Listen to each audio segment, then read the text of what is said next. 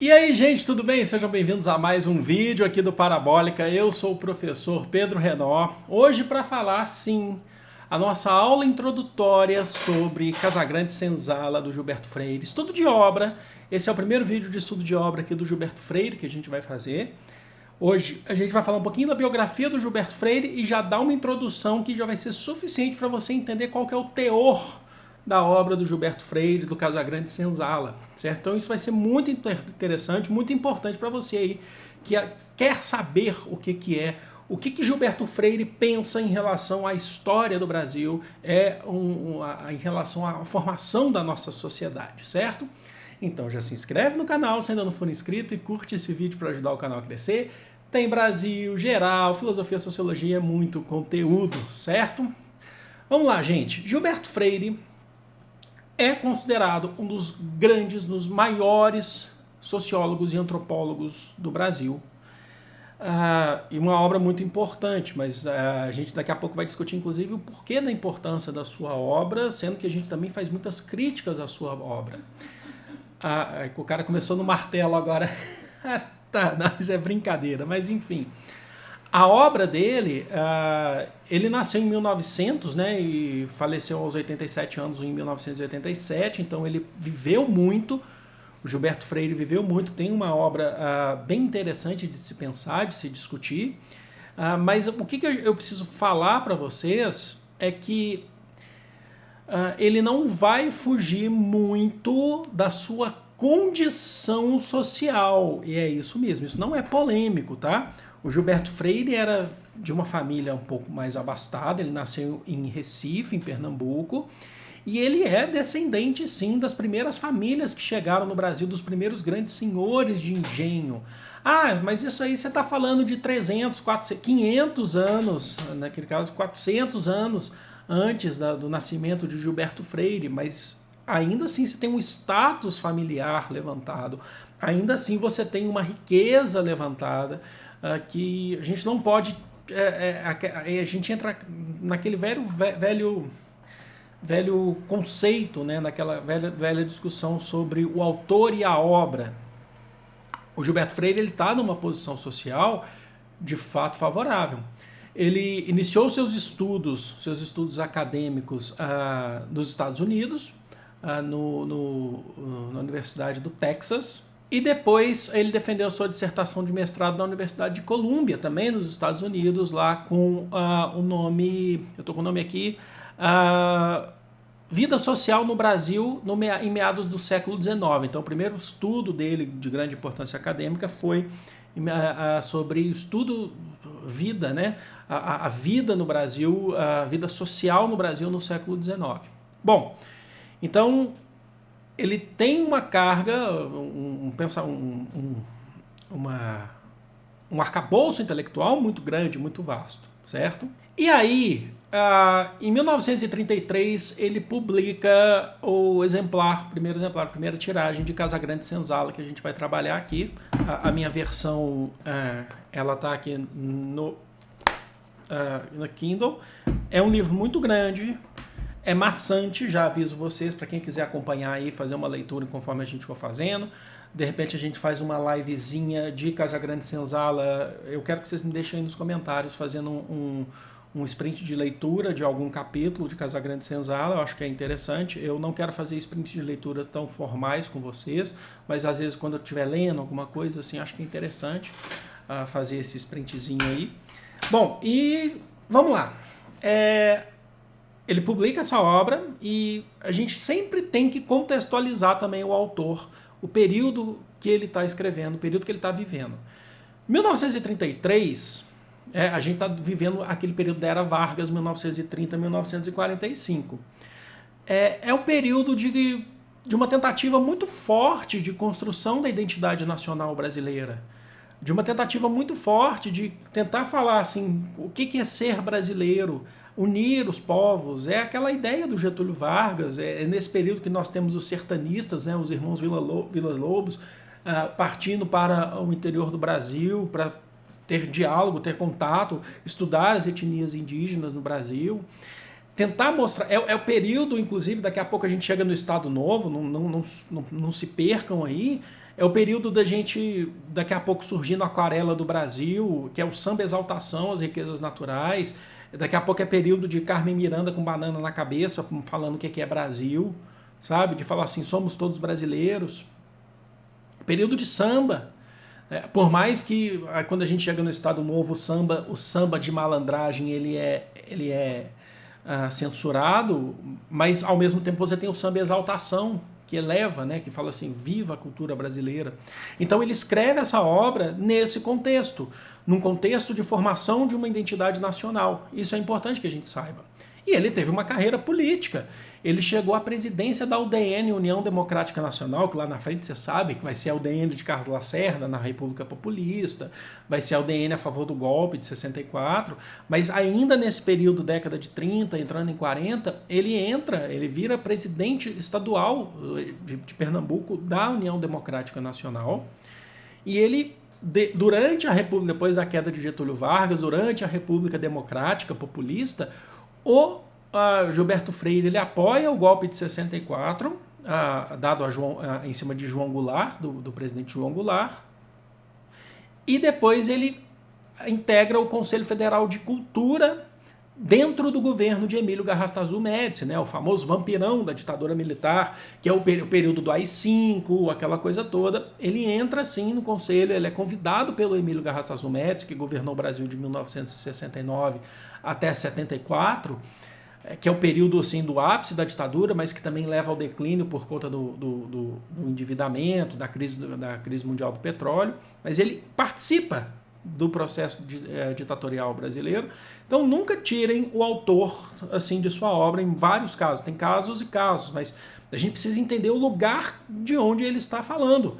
A gente precisa entender o contexto social ao que ele vive e qual que é a postura que ele está defendendo, entenderam? E agora sim a gente entra de fato no conceito ali de Casagrande Senzala para a gente entender o geral dessa obra, que é muito importante que vocês saibam. Como falei para vocês, ele começa a escrever Casagrande Senzala em 1930 e a publicação vem em 1933, num contexto de busca por uma identidade nacional. E Casagrande Senzala é considerada uma das primeiras obras da história do Brasil a defender, a levantar o conceito de democracia racial. O que a gente está querendo dizer com isso? Em linhas gerais, vamos trabalhar em linhas gerais aqui agora, mas a gente vai ter aprofundamento da obra, tá? Em linhas gerais, a gente está falando de uma relação harmônica entre as várias culturas que compõem o que a gente chama de Brasil. Uma relação harmônica. Logicamente que falar isso fica muito em cima, fica muito raso, mas a gente vai aprofundando ao longo do tempo. O Gilberto Freire, ele faz uma defesa, sim, de uma democracia racial, de uma certa harmonização das etnias que compõem o Brasil. A obra Casagrande Senzala, inclusive, ela foi muito criticada já à sua época, não só por conta disso, porque a gente tem que parar de achar. Naquele tempo eles pensavam assim, eles quem? Né? Essa é uma questão importante. Mas também porque ele tem uma linguagem muito obscena. Em alguns momentos aqui a gente vai ver assim, que ler Casagrande Senzala, eu vou até falar isso aqui para vocês, é como ler um conto erótico de história do Brasil. Um conto erótico, assim, que o jeito que ele fala, as palavras aveludadas, é estranho falar isso, né? Mas do jeito que ele coloca, parece que era uma delícia, que é um Brasil extremamente sexualizado desde o início, de amor, de sexo, de cheiro de sexo pelo Brasil inteiro ocorrendo, para a gente fazer esse processo de construção desse Brasil, chegar nessa democracia racial. E ele aponta, logicamente, ele faz um estudo também da economia do Brasil, do processo do patriarcalismo no Brasil. Ele fala, inclusive, sobre as casas grandes, né? Porque a obra chama Casagrande Senzala. Ele fala da doçura que tem a Casa Grande, que puxou muito isso até mesmo das questões religiosas portuguesas, dos jesuítas, que o alpendre que se criou, que é aquela parte da frente de uma casa, até hoje eu chamo de alpendre, não sei como é que vocês chamam. É uma delícia, é para os senhores ficarem lá observando as outras pessoas, enquanto até dá uma conotação sexual, inclusive, nesse sentido. E ele fala que as relações, então, elas tendem no Brasil, entre as várias culturas, das várias etnias, raças, né, com o conceito que ele usa, tendem a ser harmônicas. Mas a gente teve um processo, logicamente, da indústria da cana-de-açúcar. E é aí que a gente chega na primeira citação. Opa, vou água aqui para tudo quanto é lá. Vou ler para vocês aqui a primeira citação. Olha só. No Brasil, as relações entre os brancos e as raças de cor foram desde a primeira metade do século XVI, lá no início da colonização, condicionadas de um lado pelo sistema de produção econômica, a monocultura latifundiária, então as relações foram condicionadas pela economia,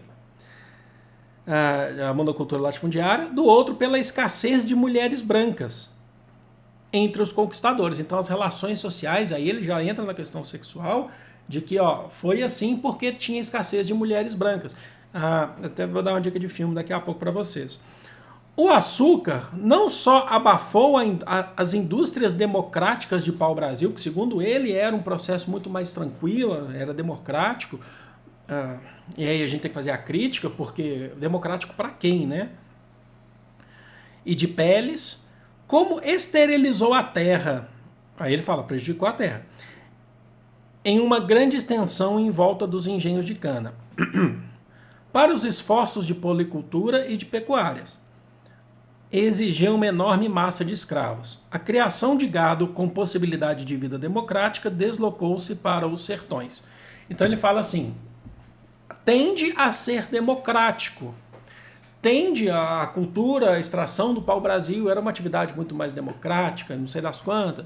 O gado, a pecuária era muito mais democrática, a gente sabe que no sertão você tinha um pasto socializado e tal, mas a cana-de-açúcar, ela meio que esterilizou isso, ela meio que abalou isso e fez trazer um enorme contingente de pessoas vindas da África para serem escravizadas aqui. E aí, num outro ponto, ele trabalha também com a ideia que a gente vai falar já já também da escassez de mulheres brancas.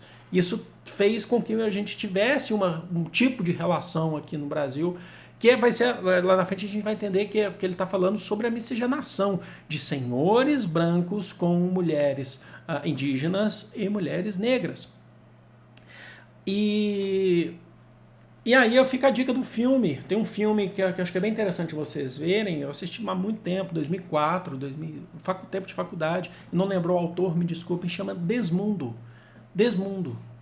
Que conta a história do início da colonização brasileira, de jovens órfãs, eu já devo ter falado isso há muito tempo aqui no canal, jovens órfãs portuguesas que vinham, mandadas pelos conventos ao Brasil para casarem com os homens brancos aqui no Brasil. E elas eram extremamente violentadas. É um filme brasileiro, tá?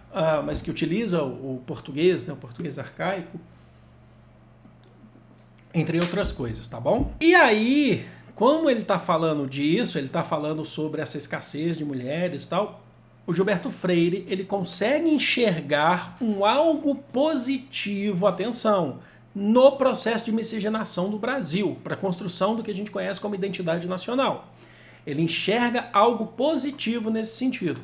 Ele, segundo Gilberto Freire, a miscigenação, essas relações que a gente teve, reduziu as distâncias sociais de raça no Brasil.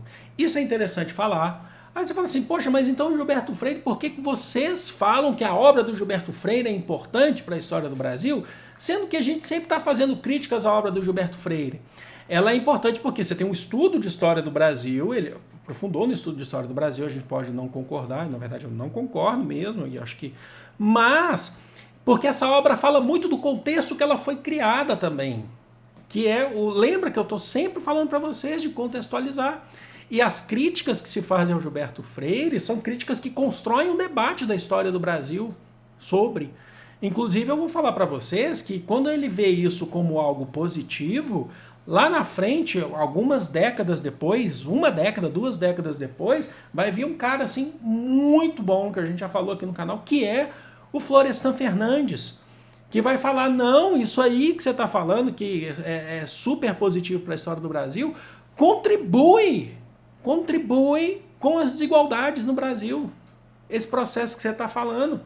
Ele aconteceu e ele acontece, mas há desigualdades. Não existe esse processo de democracia racial que você está defendendo. Então o debate é bem calorado, né, caloroso. Né? Vamos aqui para a citação que ele fala sobre isso, é justamente sobre a escassez de mulheres brancas. Olha só.